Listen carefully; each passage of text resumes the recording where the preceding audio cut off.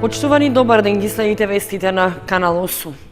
Средните училишта и зградата на општина Кочани добија фотоволтаични панели за производство на електрична енергија. Се работи за проект финансиран од Министерството за економија, со чија реализација треба да се обезбеди заштеда во трошоците за струја. Двете средни училишта во Кочани, Љупчо Сантов и Гошо Викентиев, како и зградата на локалната самоуправа, добија фотоволтаични системи за производство на струја од сончева енергија. Средствата во висина од 32.000 евра беа обезбедени од Министерството за финансии преку проектот за подобрување на општинските услуги. Од секторот за локален економски развој на општина Кочани информираат дека со инсталирањето на фотонапонските системи ќе се постигнат значителни заштеди во трошоците за струја кај трите јавни објекти, а истовремено ќе се зголеми и искористеноста на обновливите извори на енергија. Капацитетот на системите е 15 киловати, а испораката и монтажата на фотоволтаичните панели го реализираше компанијата КГМ ЕОЛ Квазар од Скопје.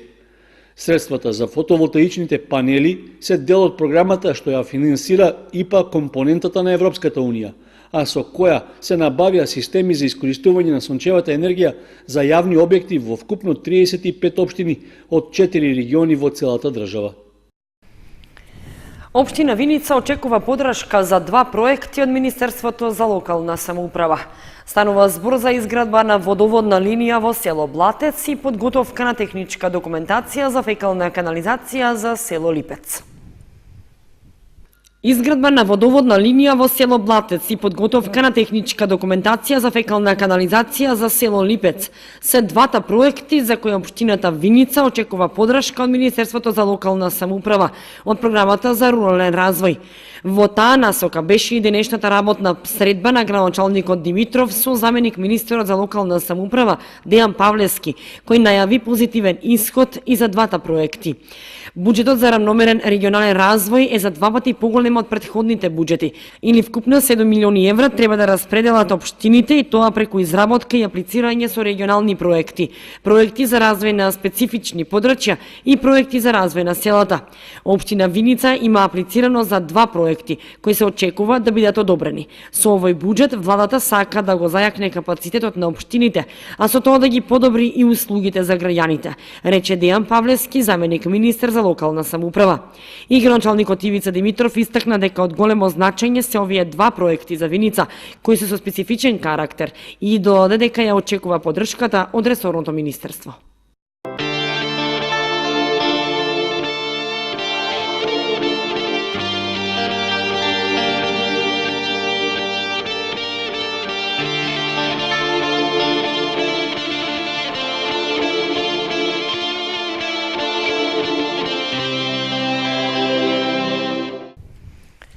На полноќ започнува предизборниот молк пред одржувањето на гласањето за претседателските избори. Првиот круг од изборите е закажан за внедела, а еден ден порано ќе гласаат болните и изнемоштени лица кои претходно поднеле барање за тоа. На полноќ завршува предизборната кампања за претседателските избори и започнува молкот пред гласањето, што треба да се одржи внедела. В сабота и на денот на гласањето до 19 часот е изборен молк. Забрането е водењето кампања. Медиумите не смеат да објавуваат информации за партиски активности, изјави, средбин учесници во изборите. За време на молкот не е дозволено ниту објавување политички маркетинг. Во претседателската трка влегува 3 кандидати кои имаат 20 дена кампања во која ги представија своите програми пред гласачите и ја побараа нивната доверба. Гласањето в недела на 21 април започнува во 7 часот наутро и ќе трае до 19 часот. На еден ден пред изборите, в сабота, ќе гласаат болни и изнемоштени, затвореници и лица во притвор. Според податоците од Државната изборна комисија, на единствениот избирачки список во целата држава запишани се 1.808.131 гласач. Гласањето ќе го спроведуваат 80 општински изборни комисии на вкупно 3480 избирачки места. Општинскиот комитет на ВМРО ДПМН од Кочани организираше пресконференција, на која беше упатен повик до граѓаните да излазат на изборите закажани за внедела. При тоа беше побарано тие да гласаат за кандидатот Гордана Силјановска-Давкова, со што државата за прв пат би добила жена за председател. Пред почетокот на предизборниот молк, Општинскиот комитет на ВМРО ДПМН од Кочани организираше пресконференција на која упати повик до гласачите да излезат на престојните председателски избори. Председателот на партискиот огранок Миле Левков рече дека сите членови на партијата биле активно вклучени во изборната кампања за сеопфатна промоција и поддршка на председателската кандидатура на професорката Силјановска-Давкова. Професорката Силјановска-Давкова е докажана личност во својата професија како универзитетски професор, но уште повеќе како човек кој секогаш е на страната на правдата и доследното почитување на Уставот и законите во Република Македонија. Во недела ќе гласаме за председател кој ќе ја врати политиката во рамките на правото. За председател кој нема да дозволи да живееме во држава во која правото е згазено, во која владее корупција, а се промовираат неспособните. За жена за која загадувањето е прашање на национална безбедност. За жена за која Македонија е дом и има почит за сите кои работат добро. Левков рече дека на државата и е потребен председател кој институционално ќе се бори за исправување на сите неправди што се случиле во изминатиот период. Од сите нас зависи иднината на Македонија. Да не дозволиме да си подигруваме со иднината на нашите деца. Да не дозволиме да си подигруваме со иднината на Македонија. Народот гледа, цени и знае. Професор Гордана Силјановска-Давкова ќе биде петиот председател на Република Македонија. Во недела гласаме за број 2. Жена ќе биде. Да живее Македонија. И Општинската организација на СДСМ од Кочани на пресконференција упати повик до гласачите да излезат на председателските избори. Поддршка беше побарана за кандидатот Стево Пендаровски, со што државата би добила отворени врати за напредок и достоинство за сите. И Општинската организација на Социјалдемократскиот сојуз од Кочани организираше пресконференција на која беше упатен повик до гласачите да излезат на изборите. Пратеникот на кочанските социјалдемократи Сашко Костов истакна оти поддршката за Стево Пендаровски ќе значи и поддршка за натамошниот напредок на државата. Нашиот кандидат за председател на државата ја заслужува целата поддршка од граѓаните, бидејќи сите граѓани сакаат стабилност, сакаат реформи и европска иднина на нашата земја. Нашиот кандидат за председател Стево Пендаровски има јасна визија нашата татковина да биде дел од НАТО и ЕУ, напредна, современа европска држава. Да избереме председател кој обединува, кој има нови идеи, кој гледа напред, а не назад. Да избереме председател кој достоинствено ќе представува земјата во светот.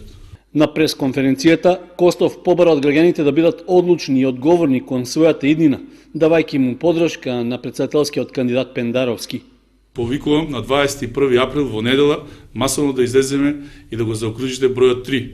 Со вашиот глас ги отварате вратите за развој на нашата држава, за подобра иднина на нашите млади, за достоинствен животен стандард и подобар живот за сите. Гласот за Стево Пендаровски е глас за европски можности во нашата родна земја, за европско образование, за европски стандард. Вашиот глас вреди, почитувани граѓани. Вашиот глас одлучува за државата која нуди сигурна иднина. Затоа да го искористиме нашето право на глас и да избереме председател со кој сите заедно ќе одиме напред.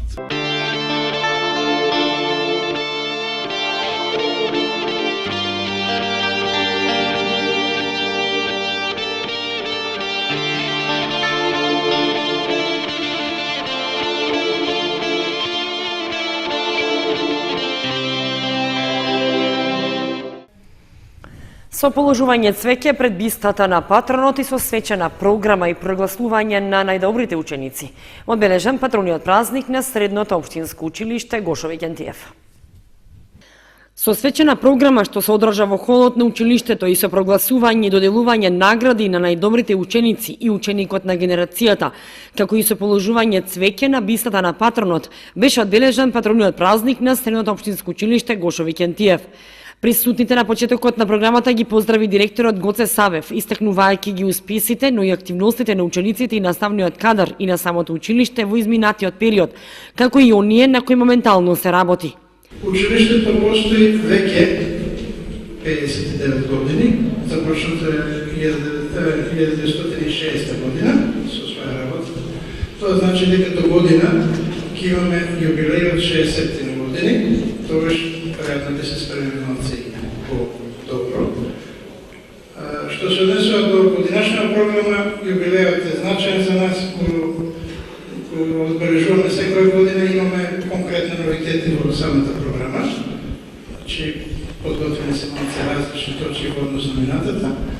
И историскиот дел е опфатен во самата програма, ќе видите, ќе проследите, па ќе кажете своја мисли. За училиштето, кратко само да најавам, дека почнавме со малце по-сериозни проекти. Конкретно и во моментов се работи на обнова на столарија во училиштето, тоа значи дека редно е после 30 години да постои на училиштето да може да добиеме нова столарија, односно нова енергетска ефикасност. Овозможивме заедно со градоначалникот и со општината да се постават панели за производство на електрична енергија и тука веќе е завршен проектот. Вчера заклучно и пуштен во употреба. Благодарам. И започнавме со сериозни проекти во делот на изведбата на практичната настава. Значи, како средно училиште, односно средно техничко училиште, имаме контакти со конкретно со Евана и со Амфенол. Овозможивме за прв пат во оваа година 30 ученика додат на пракса и да биде нивната пракса платена. За нас битен елемент и сериозен чекор за воидни. На свечената програма најпрво беше отпеана химната на градот Кочани во изведба на Стара Стоилкова и група ученици од оркестарот под менторство на професорот по музичка уметност Тоше Филипов. Потоа следуваше изведбата на учениците Маре Николова и Баже Димитров за животниот пат и делото на патронот Гошо Викентиев. Секоја година традиционално се избира ученик на генерацијата, бидејќи во ово училиште има 3 струки. Беа избрани 3 најдобри ученици од секоја струка одделно. За ученик на генерацијата од електротехничката струка беше прогласен ученикот Иван Данилов. За ученик на генерацијата од машинската струка беше прогласен ученикот Иван Постоловски и од собрекајната струка Јордан Чоевтимов. За ученик на генерацијата 2015-2019 беше прогласен ученикот Иван Данилов. Наградите за ученик на генерацијата и парични средства традиционално секоја година ги доделува Фондацијата Викентиеви. Дипломи добија и сите ученици кои земаа учество во наставните и воннаставните активности во училиштето.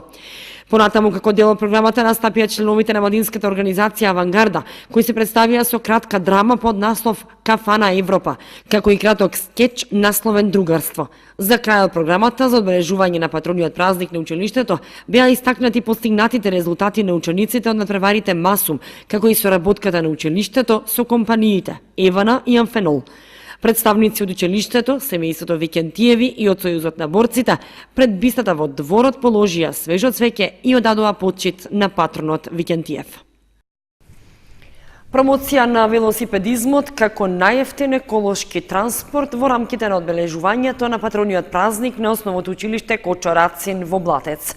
Доделени и награди на ученици кои постигнале резултати на општински и регионални надпревари. Со изложба на дела од патронот Кочо Рацин, училиштето во Блатец го одбележува својот патронен празник. Фондацијата Ангел Петров од Велес ги награди и учениците кои твореле во чест на Рацин. По повод 80 години, тоа се јубилејни 80 години од печатењето на Бели мугри. По тој повод, оваа изложба ги посети повеќе училишта низ Македонија, кои што го носат Рациновото име. Овие дела се 20 дела, тоа е една студија од академскиот сликар Ангел Петров од Велес, и оваа студија донесовме 20 дела. Тие се изработени во маслена техника, во пастел и има молив и комбинирана техника со акрилик. Овие дела продолжуваат и понатаму, посетени се веќе 5-6 училишта низ Македонија кои што го носат Рациновото име и продолжуваме и понатаму во Дојран, во Охрид, во Прилеп и така натаму. Паралелно со спортските надпревари, училиштето го промовираше и велосипедизмот како најевтин еколошки транспорт, а како дел од мрежата на велоучилишта во Македонија. Денеска сме во селото Блатец, општина Виница, по повод организирање на велородео. Настан кој организацијата го организира по 8 пат до сега.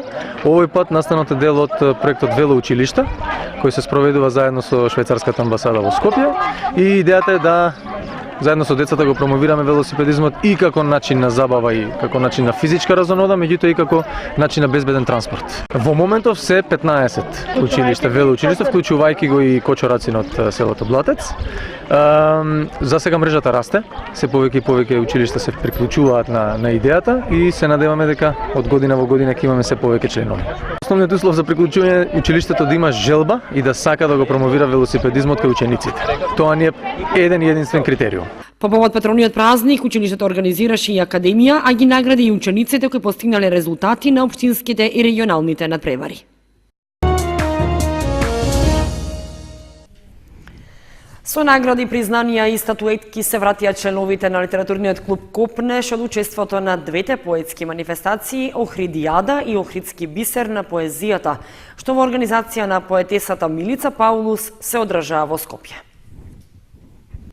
Членовите на литературниот клуб Копнеш од Кучани се вратија со голем број награди од учеството на литературните манифестации Охридијада и Охридски бисер на поезијата, што се одржаа во Скопје. Награди освоија Ленче Стоименова за книга Афоризми и сатира, за животно дело и уште 5 други награди. Марина Гоцевска за книга на годината, поезија за млади и уште 4 други награди. Блашка Стојкова за севкупно творештво и други награди. Милица Трпевска за севкупно творештво, поетска книга за возрастни и други. Атанас Георгиев за поетска книга за возрастни и други награди. Јане Атанасов за книга Афоризми и други. Славица Цветкова за животно дело, за книга за возрастни и други награди. Тоши Илиев за тематска поезија и убава лирска поезија. Андреј Јанков за севкупно творештво и Марија Стојкова благодарница за учество. Членовите презадоволни од добиените награди и настапот на манифестацијата. Исто така и ова година зедовме учество со десетина члена од нашиот литературен клуб, кои што освоја голем број на награди, дипломи, како што и плакети за постигнатиот успех во творештвото, односно имаме освоено награди, ќе споменам пример за најдобра книга за возрастни или стихозбирка за возрастни и слично, за досегашно награда за досегашно творештво или признание како би рекол, и можам да кажам дека сите тие кои што бевме застапени, односно присутни на манифестацијата, околу, како што кажав, 10 учесници, освоивме и донесовме околу 25 награди, што можам да нема да испуштам, а да не кажам дека е задоволително и исклучителен успех за нас како литературен клуб. Ова не е прво учество на членовите од Копнеш на овие манифестации. Тие и понатаму ќе продолжат со учество на манифестации што се организираат во државата и надвор од неа, а често се добитници на награди и признанија. Двете манифестации беа во организација на поетесата Милица Паулус.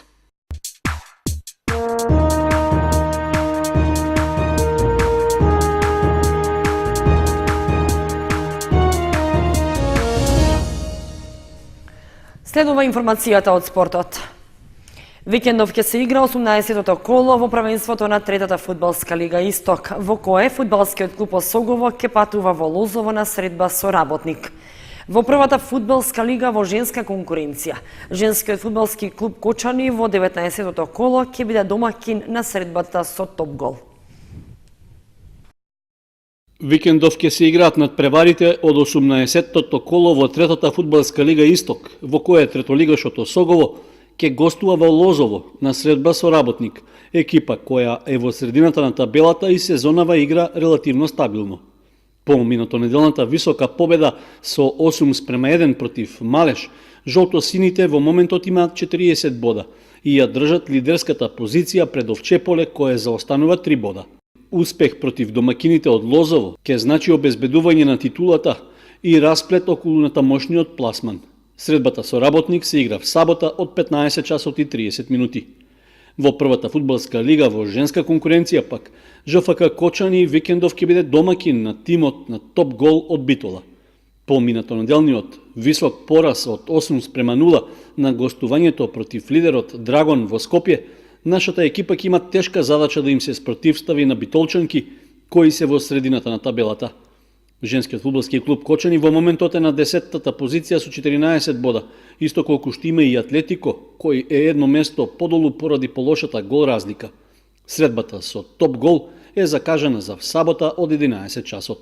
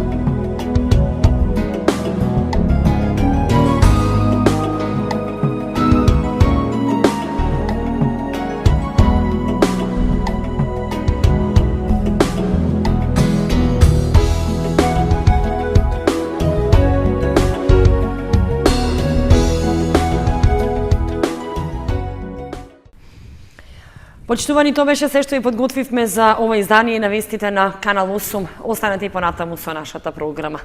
Довидување.